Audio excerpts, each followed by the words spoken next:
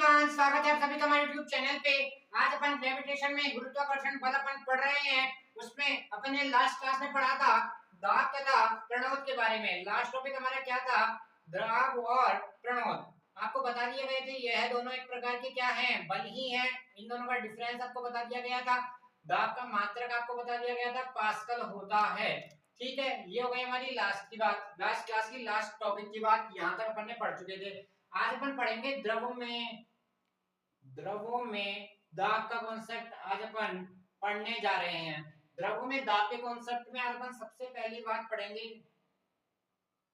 उत्प्लावकता। उत्प्लावकता यह क्या होता है, किस प्रकार यह बल लगता है, किस प्रकार यह जनरेट होता है, सभी चीजों को आज अपन पढ़ने का प्रयास करेंगे। तो आज का हमारा टॉपिक है द्रवों में दाब का कॉन्सेप्ट आज अपन सीखेंगे। ठीक है, तो आइए सेशन को चालू करेंगे और चीजों को समझने का प्रयास करेंगे। देखो, बिल्कुल आसान टॉपिक है और आप इसको अपने दैनिक जीवन में बहुत बार करते होंगे, तो आपको आसानी में समझ में आ जाएगा। हेडिंग लिखिए, पहला पॉइंट लिखिए उत्प्लावकता।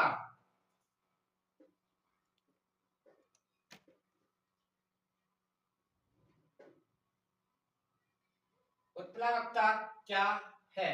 ठीक है, समझने का प्रयास करेंगे। देखो, आपने एक बाल्टी देखी होगी।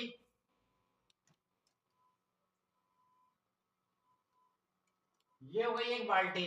ठीक है, इसमें अपन ने क्या कर रखा है? पानी है इसमें। ये हो गया इसमें पानी। आपके पास एक खाली बोतल है। ठीक है, बचपन में हम ऐसा बहुत बार करते हुए, आप कुछ भी बोतल ले लो या मग्गा ले लो। ठीक है, मग्गा होता है, मग्गे में अपन नहाते हैं तो मग्गा यूज लेते हैं। तो आपने क्या करा, बच्चे जो होते हैं ना, बच्चे, छोटे बच्चे क्या करते हैं, मग्गे को इसके अंदर डालने का प्रयास करते हैं।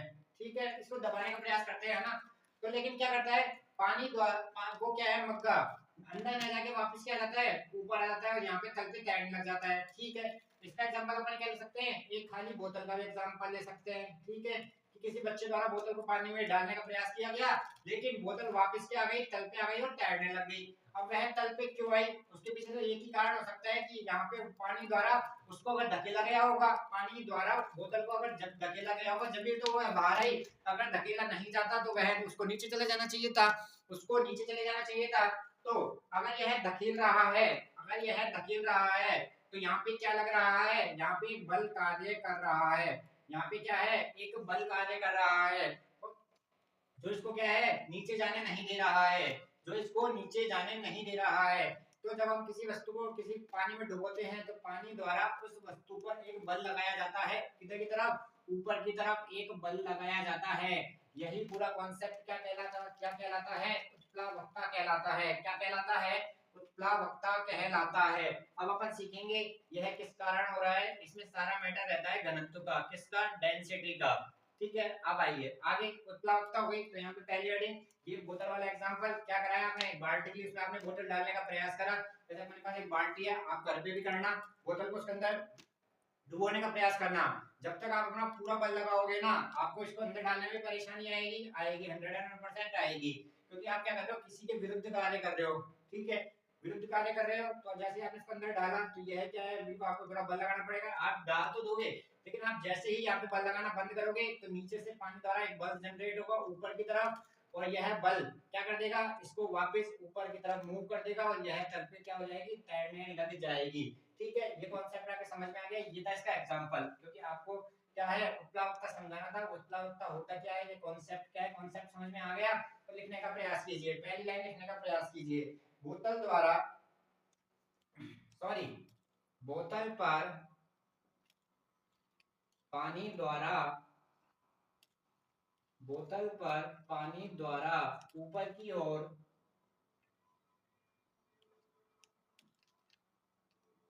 लगने वाला बल उत्प्लावन बल कहलाता है।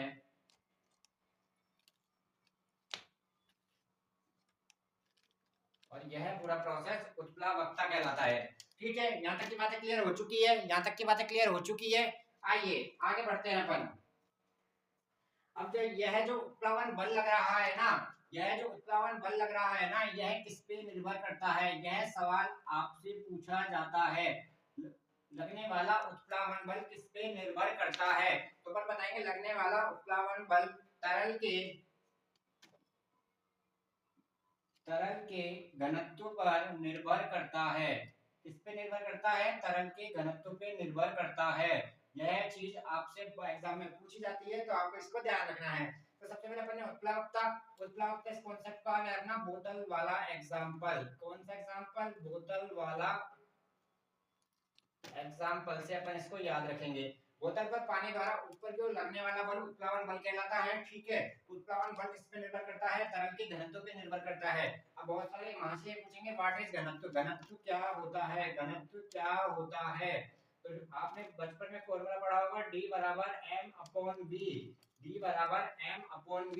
अगर v का मान अपन 1 रख ले तो D बराबर क्या होता है, D बराबर m होता है। तो यहाँ से अपन क्या है, घनत्व की परिभाषा निकालेंगे। देखो कैसे, किसी पदार्थ के एकांक आयतन पे, किसी पदार्थ के एकांक आयतन पर लगने वाला, किसी पदार्थ के एकांक आयतन के, किसी पदार्थ के एकांक आयतन के द्रव्यमान को ही क्या कहते हैं, घनत्व कहते हैं। किसी पदार्थ के एकांक आयतन के द्रव्यमान को ही क्या कहते हैं, घनत्व कहते हैं। ठीक है, अब आइए, ये तो गई हमारी घनत्व की बात है। यहाँ से आपको घनत्व की परिभाषा और घनत्व का सूत्र। तो सबसे पहले आपको उत्प्लावकता एग्जांपल बोतल वाला याद रखना है, फिर आपको ये डेफिनेशन, फिर ये सबसे इंपॉर्टेंट पॉइंट, फिर अपन ने इससे आगे पढ़ा क्या, डेंसिटी का फॉर्मूला पढ़ा D बराबर m/v। ठीक है, अगर v बराबर इकाई, एक इकाई, तो D बराबर m। यहां से हो गया हमारे पास घनत्व की परिभाषा। अब नोट डालिए, नोट में अपन दो चीज पढ़ेंगे क्या, अब अपन को दो बातें आएगी। तो अब आप कहोगे सर क्या, जैसे आपने बाल्टी वाला एग्जांपल हमें बताया, तो बहुत सारी चीजें तो डूब जाती है। जैसे आपने एक पानी लिया, बाल्टी ली, आपने उसमें कोई भारी क्रिकेट की गेंद डाली, तो वो तो डूब जाएगी। लेकिन आप एक दूसरी फॉर्म की बोल लो, जो बचपन में अपन फॉर्म की वो खेलते हैं, वो बोलो, वो नहीं डूबेगी। तो क्या कॉन्सेप्ट है, गेंद तो दोनों है, गेंद तो दोनों है, तो अंतर काय का आएगा, अंतर आता है घनत्व का। काय का आता है, घनत्व का। अब बात करते हैं, देखो कौन सी वस्तु डूबेगी, कौन सी वस्तु नहीं डूबेगी। तो लिखने का प्रयास कीजिए, द्रव के घनत्व से, द्रव के घनत्व से कम घनत्व की वस्तुएं, द्रव के घनत्व से कम घनत्व की वस्तुएं क्या करेगी, तैरेगी, अर्थात डूबेगी नहीं। तो पहले इंपॉर्टेंट बात तो आपने सीखा, आपने यहाँ तक तो सीख लिया, लेकिन आपने यह पूछा कि बताओ कौन सी डूबेगी कौन सी नहीं डूबेगी। तो द्रव का घनत्व अगर ज्यादा है और वस्तु का घनत्व अगर कम है, तो वस्तु क्या करेगी, तैरेगी, डूबेगी नहीं। इसी का उल्टा लिखिए, द्रव के घनत्व से, द्रव के घनत्व से अगर वस्तु का घनत्व ज्यादा है, द्रव के घनत्व से अगर वस्तु का घनत्व ज्यादा है, तो वस्तु द्रव में डूब जाती है, वस्तु द्रव में डूब जाती है। यह दोनों सेंटेंस आपसे बहुत बार एग्जाम में पूछे जाते हैं, बहुत बार आपसे पूछे जाते हैं। तो सबसे पहले इंपॉर्टेंट बात जो आपसे पूछी जाती है, उत्प्लावन बल की डेफिनेशन। ऊपर की ओर ये तो डेफिनेशन है, लेकिन आपसे जो पूछा जाता है पहले ये कॉन्सेप्ट है, उत्प्लावन बल किस पे निर्भर करता है। तो हम बताएंगे उत्प्लावन बल तरल के घनत्व पे निर्भर करता है। फिर अपन ने डेंसिटी का फॉर्मूला, फिर अपन ने ये वाला कॉन्सेप्ट निकाला। ठीक है, अब बात करेंगे अपन आर्किमिडीज का सिद्धांत।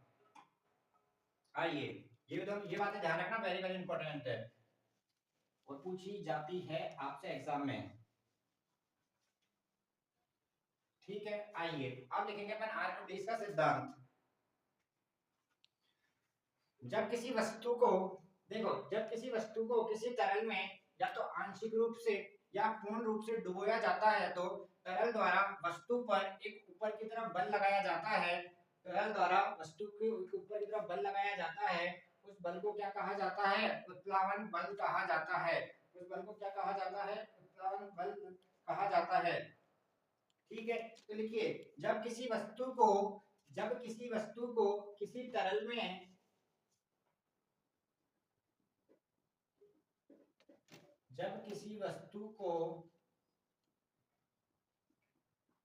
किसी तरल में आंशिक या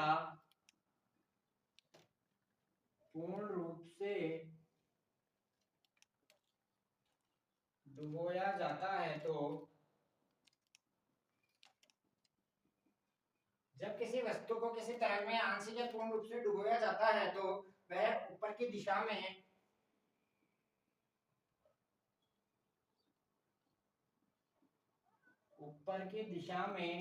एक बल का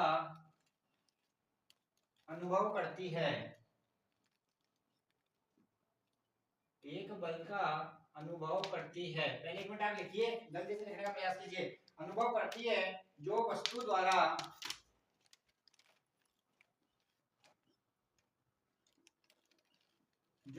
द्वारा हटाए गए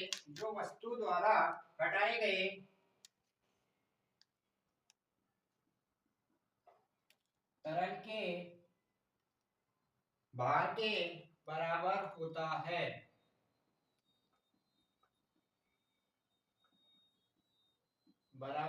है। यहां तक लिखने का प्रयास कीजिए जल्दी फटाफट।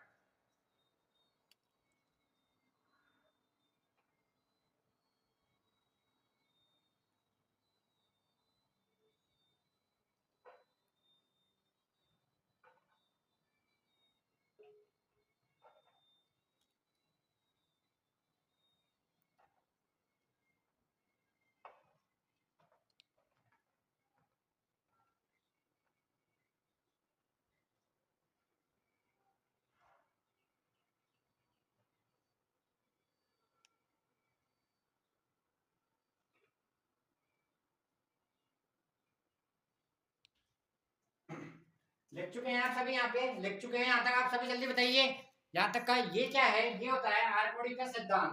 सबसे पहले सेंटेंस समझने का प्रयास कीजिए। जब किसी वस्तु को किसी तरल में आंशिक या पूर्ण रूप से डुबोया जाता है तो वह बल तो ऊपर की दिशा में एक बल का अनुभव करती है। ठीक है, उस बल को उत्प्लवन बल कहा जाता है। ठीक है, तो वह बल कितना बल अनुभव करेगी? इसने हमें ये बताया था कि वह जो वस्तु है ना, जो नीचे की तरफ से कितना बल अनुभव करेगी, वह उतना बल अनुभव करेगी जो वस्तु द्वारा हटाए गए तरल के भार के बराबर है। ठीक है, आइए देखो, ये अपने पास एक बाल्टी है। ठीक है,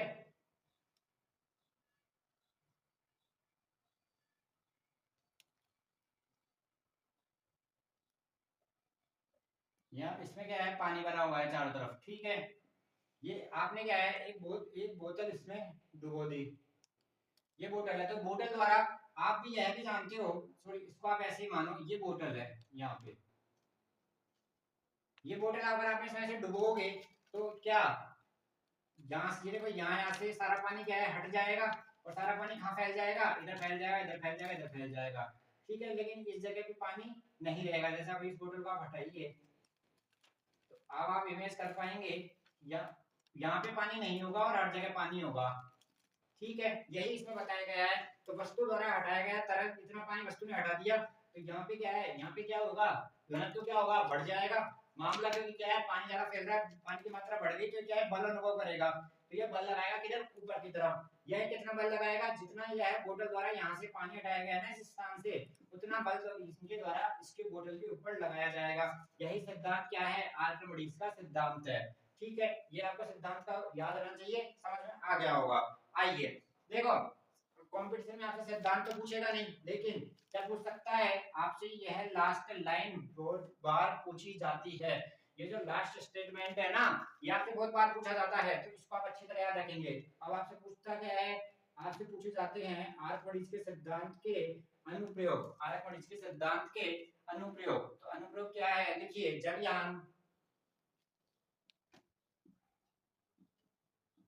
जलयानों और पनडुब्बी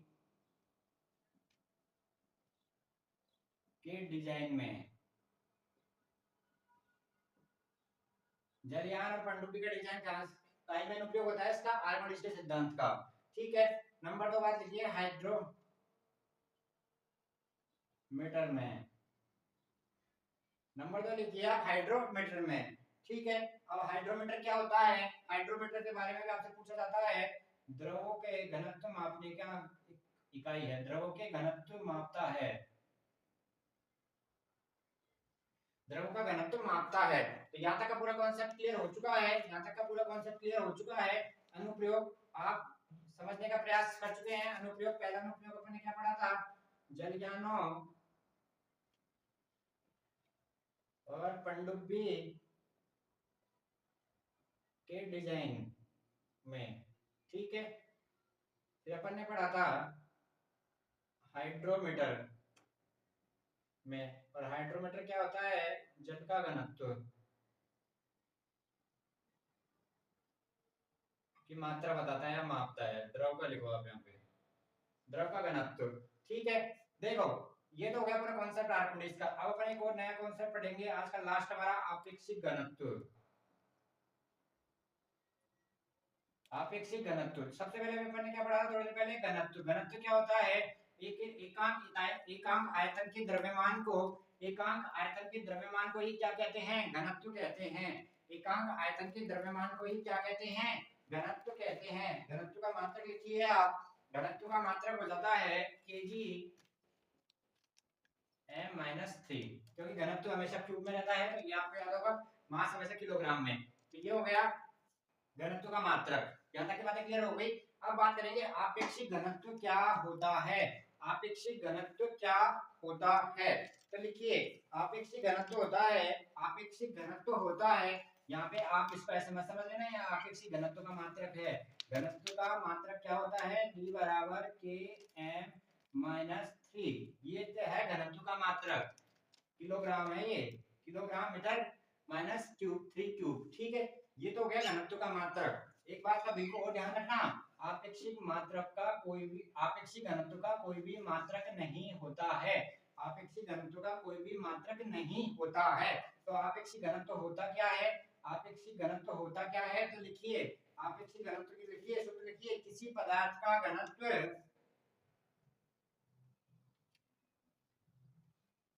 किसी पदार्थ का घनत्व अपॉन पानी का घनत्व, यह क्या है, यह है आपेक्षिक घनत्व।